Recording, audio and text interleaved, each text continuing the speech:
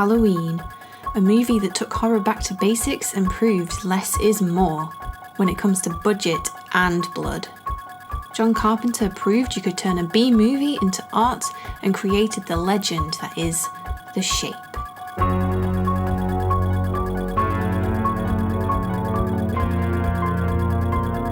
With only 2 films under his belt, one student and one professional, Carpenter was approached by producer Erwin Yablans to make a horror film with the original title The Babysitter Murders. Carpenter accepted with 2 conditions, both of which were unheard of at the time for a novice filmmaker. He wanted the final cut and for his name to be in the title of the movie. The idea for the film to be set on Halloween night came later, mainly because Erwin Yablans thought it would serve well for the minuscule budget, being able to keep sets to a minimum with a short filming schedule of 20 days.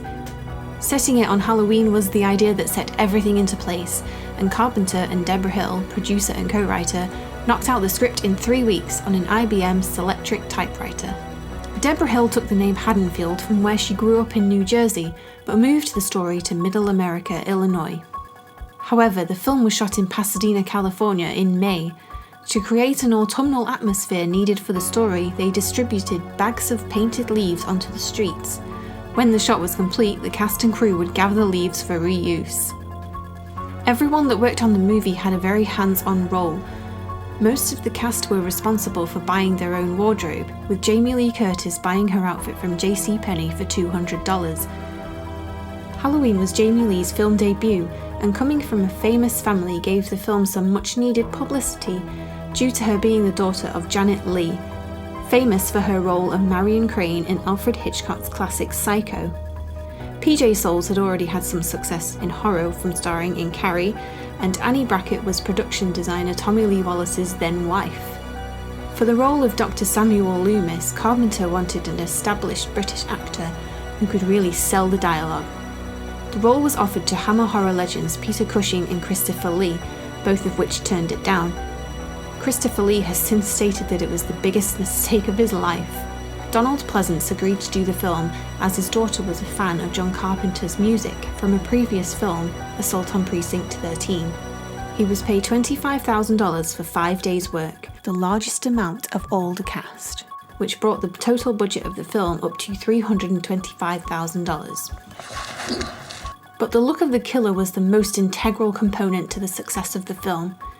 Described in the script as a dark shape wearing a mask depicting the blank neutral features of a man, they had shortlisted 4 masks: Richard Nixon, Emmett Kelly, Mr. Spock, and Captain Kirk. Captain Kirk was the winner. They cut the eye holes larger so you could see the blackest eyes, the devil's eyes, more clearly. They plucked the sideburns and spray painted the face ghostly white.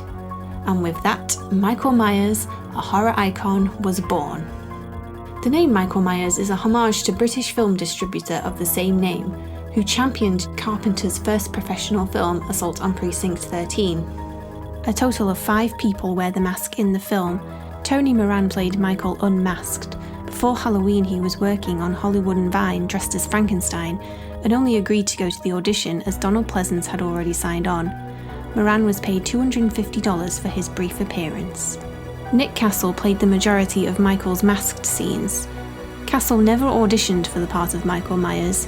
His initial intentions were to hang out on the set of a cool horror movie with his friend John Carpenter. With a little coaxing, Carpenter influenced Nick to wear the mask of Michael Myers. Castle was paid only $25 a day.